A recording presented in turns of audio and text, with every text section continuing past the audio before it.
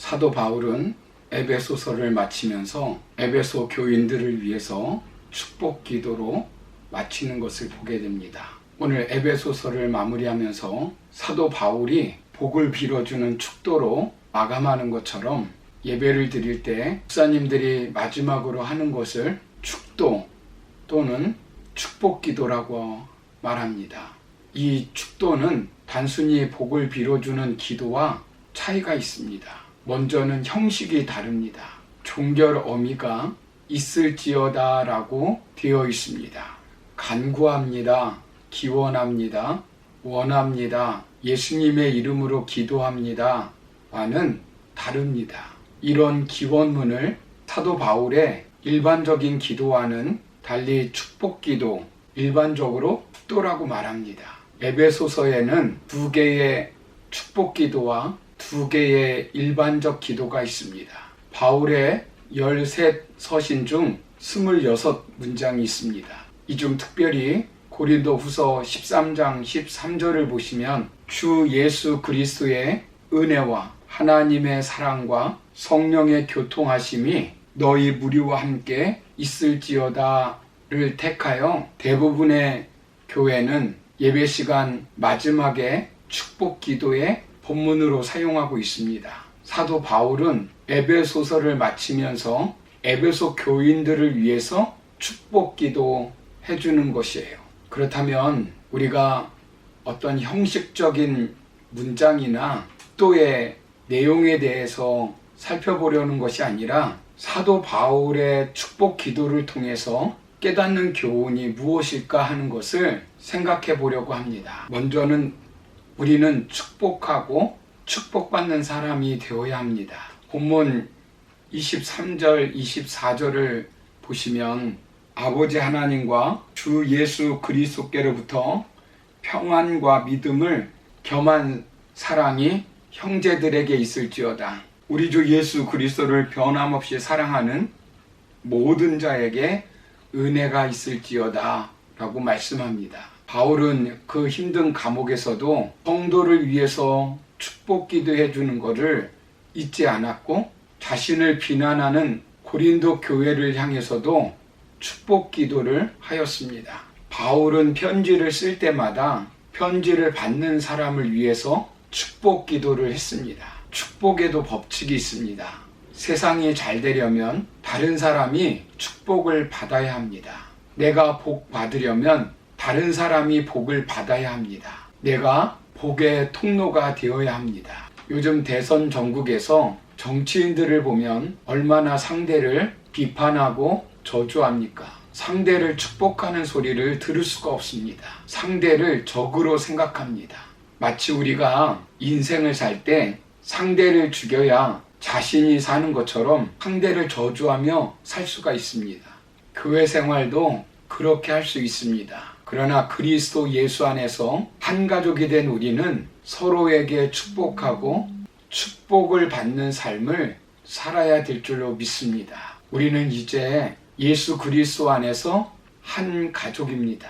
미국에서 시집가면 성을 바꾸게 됩니다. 이처럼 우리는 예수 믿고 다 하시 집안에 입양된 사람들입니다. 하나님의 자녀가 된 사람들입니다. 신랑 대신 예수 그리스도를 모시고 사는 신부가 된 사람들입니다.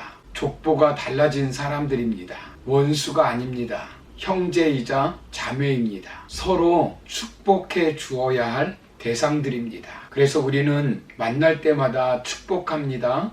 주님의 이름으로 사랑하고 축복합니다. 하는 그 축복을 빌어 주어야 합니다. 내가 축복받으려면 먼저 상대를 축복해 주어야 합니다.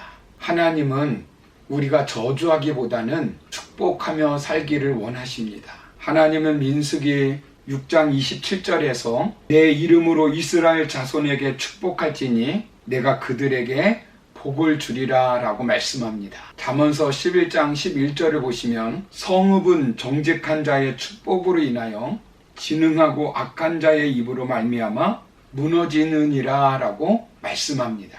이사야서 3장 10절을 보시면 너희는 의인에게 복이 있으리라 말하라. 그들은 그 행위의 열매를 먹을 것이며 라고 말씀합니다. 자녀가 잘 되는 길도 하루에 한 번씩 자녀를 축복하는 것입니다. 말은 성취력이 있습니다.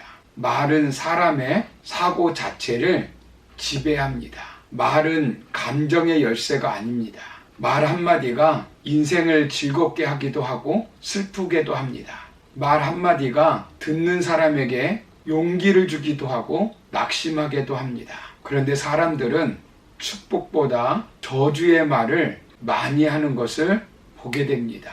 미국 존스 홉킨스 병원 소아신경외과 과장인 벤 카스는 샴 쌍둥이를 세계 최초로 분리하는 수술에 성공한 사람입니다. 국내에도 소개된 크게 생각하라라고 하는 책의 저자인 그는 흑인 빈민가 출신의 열등생에서 세계 최고의 소아과 의사로 성공하여 오늘을 살아가는 많은 젊은이들에게 꿈과 소망을 주고 있습니다. 하루는 그에게 기자가 이렇게 물었습니다.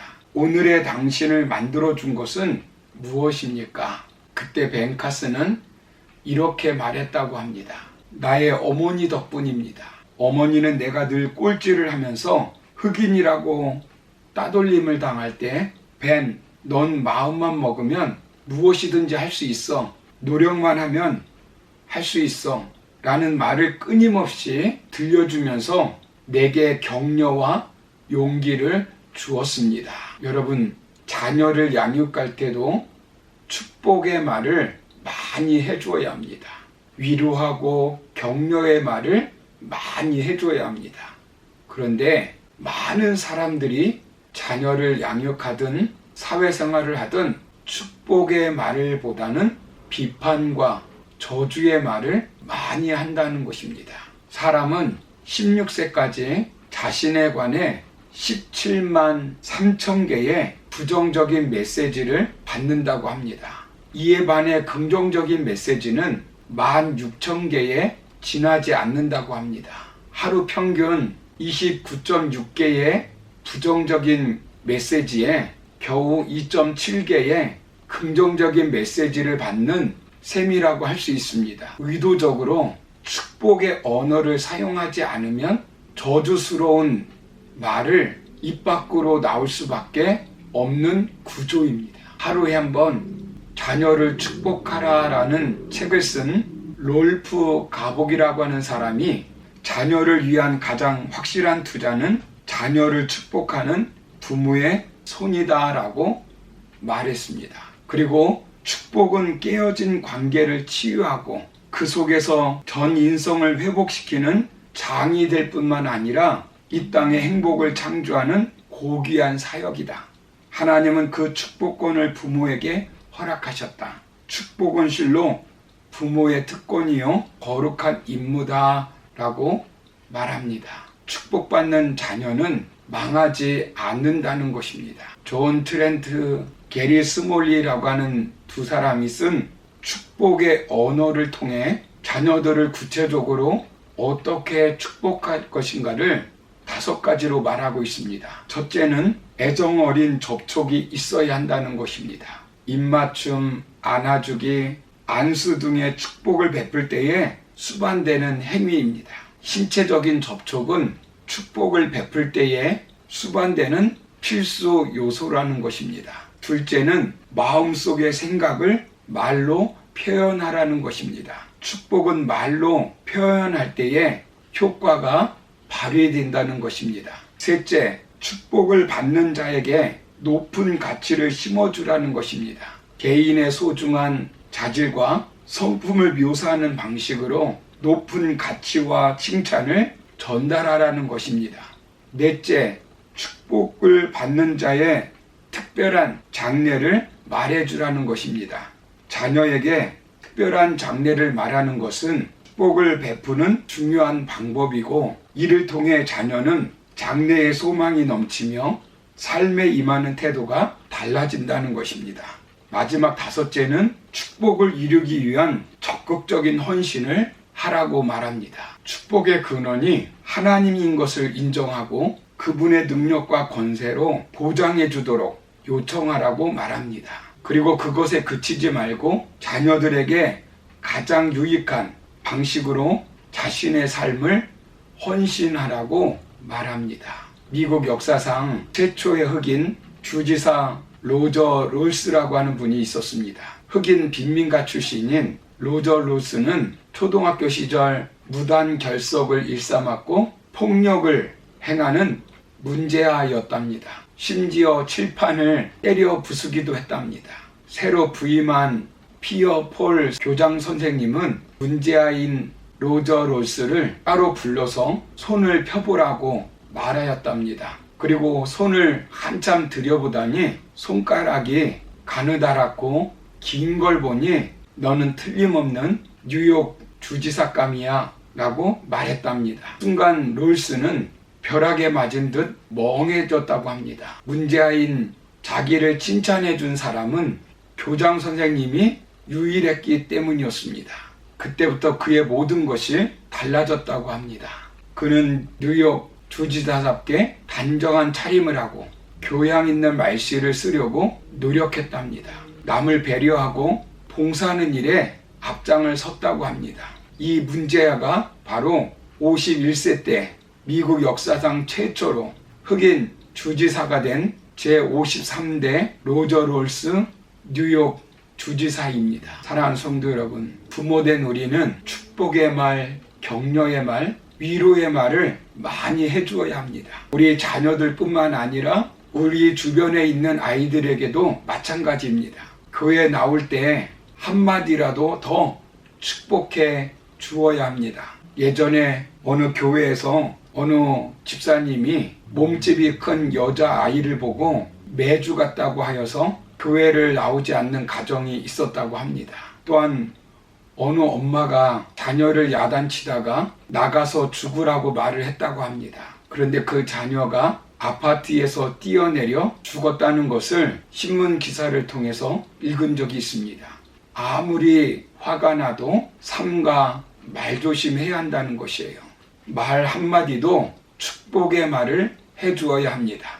이것은 성도들에게도 마찬가지입니다. 성도들과 이야기를 나눌 때 축복의 말을 많이 해주어야 합니다. 누구를 비판하고 정죄하기보다는 우리가 가능한 한 위로하고 격려하고 축복의 말을 많이 해줄 때 자신도 복을 받게 되지만 상대방도 복을 받게 되어 있습니다. 바라기는 사도 바울이 감옥 밖에 있는 에베소 성도들을 위해서 축복해 준 것처럼 오늘 우리 성도님들도 서로를 위하여 기도하며 축복해 주는 우리 모두가 되기를 원합니다. 오늘 하루 더운 날씨로 짜증과 저주를 쏟아붓지 마시고 주님의 이름으로 축복하며 살아가는 복된 성도님들 되기를 주의 이름으로 축원합니다. 감사합니다.